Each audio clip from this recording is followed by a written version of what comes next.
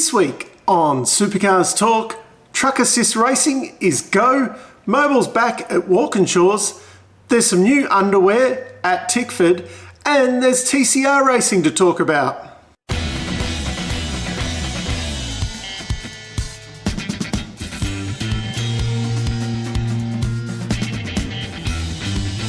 The big news this week, TCR racing is go.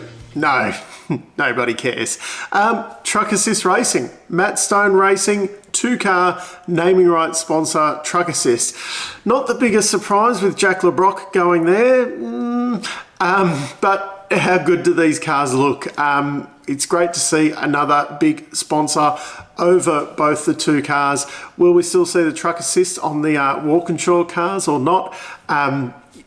I like how the two liveries are very, very similar. There is a few individual sponsors on the cars, a bit like I suppose Triple 8's been doing the last few years. They have a little bit of individuality there, I suppose, with the drivers probably bringing a little bit of coin themselves with personal backers and such. But my God, Matt Stone Racing, you've knocked these ones out of the park. I can't really say a bad thing about them. So far, they are the two best looking cars. There hasn't been many released yet, but you guys are definitely leading the pack at the moment. Down in the comments, let me know what you think of the new Matt Stone Racing paint jobs. Speaking of paint jobs, we did get to see some TCR cars released, I suppose, over the last week and that.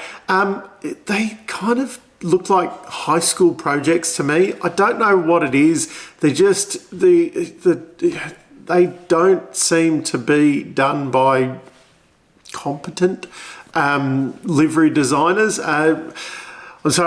I couldn't do a better job myself. I'm not saying that, but yeah, when you see what the Supercars guys are doing and we're criticising those, and then what the TCR guys come out with, it's just like chalk and cheese. It looks like kind of like when you did your paint jobs in, I think it was Gran Turismo, you could do them where you could just put, like a blue sticker on the side of the car.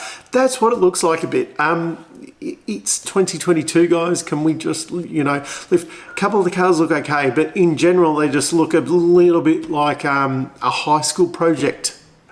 It has been confirmed that Mobil will be the co-naming rights sponsor on both Walkinshaw and Andretti cars this year. Interesting, this one, that they made a big announcement. I think because the Mobil thing gets a little bit lost there, like the last few years with appliances online and middies there, that it was a bit lost that it was, Mobil appliances online sponsoring the car. Everyone just called it the appliances online car. So this is leaning towards, what I have heard is that they have got another co-naming rights sponsor for both cars to match in with all of these two-car identical kind of liveries through the field. So I would imagine that they were trying to get that big Mobil deal out there, announced and everything, so they get their moment in the sun while the new sponsor deal is announced when they do the full livery reveal. And the last talk about liveries this week, Tickford Racing has announced that Jake Kostecki, in a landmark deal, Tradie Underwear will be the naming rights sponsor of that car. I'll just take a little bit of, I have heard this is possibly the cheapest naming rights sponsorship deal ever of a car. Correct me if I'm wrong, people. There was a little bit of a leak there with a promo. I don't think it's what the livery is actually going to look like. I think it's just a bit of a mock-up thing for the promo that is out there. The last confirmation for this week, the recently happily married Jack Perkins and his partner in crime, David Russell, have been confirmed at Erebus again as the co-drivers for Bathurst this year. Jack Perkins, a very safe pair of hands there. He'll be with Will Brown again. And Dave Russell, I questioned that signing before Bathurst last year, and I'm happy to admit I was totally wrong about that one. He finished on the podium with Brodie Kostecki, so good to have a little bit of stability there, especially after the upheaval that Erebus had last year. In this week's case of rules for the sake of rules, it has been announced that Dunlop will be running higher minimum pressures at some of the rounds with, I think mainly with the super soft tyre, to encourage them to burn out quicker. Once again, could we just let the teams do what the teams do, and if they want to push it to the limits and risk a blowout or, you know, have the tyres last longer or something like that, let them do.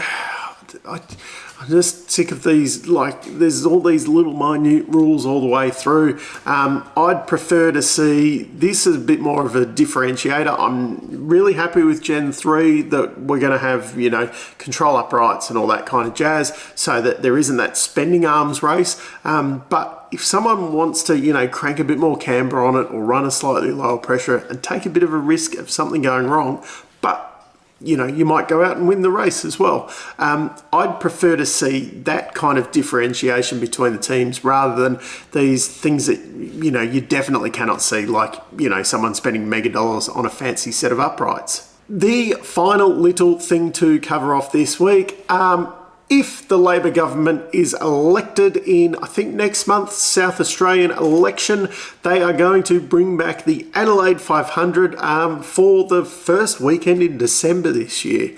A big turnaround. Why did the government first, you know, cancel this race and whatever? It doesn't really make sense other than, you know, oh, we need to be green and all that kind of jazz. The big concern with this is that they have been going off and like doing a fire sale, trying to sell all the assets and that, like the grandstands and infrastructure and that, so that you know, if Labor did get in, it makes it hard for them to bring it back. But apparently there is time for them to bring the equipment down. Supercars owns a lot of the Gold Coast equipment. There is time for them to bring that equipment down so they can set up the street track within time. I'd imagine it will be a really tight time frame, but yeah, they know more about it than me. Apparently that's how it's all going to work.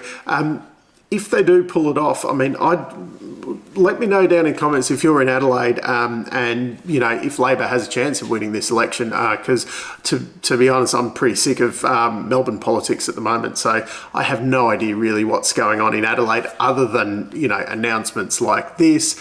But yeah, if they pull it off and if we have Adelaide as the finale this year like they used to have back in, you know, the late 80s, early 90s as the Grand Prix, that's amazing because, I mean, it was an awesome spectacle to watch as the opening round. It will be amazing as the final round as well.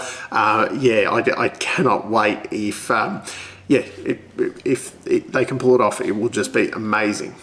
So that wraps it up for this week. Let me know down in the comments if you're from Adelaide and you think Labor's got a chance of winning this election. And do you agree with me? Have you know, Matt Stone knocked this one out of the park?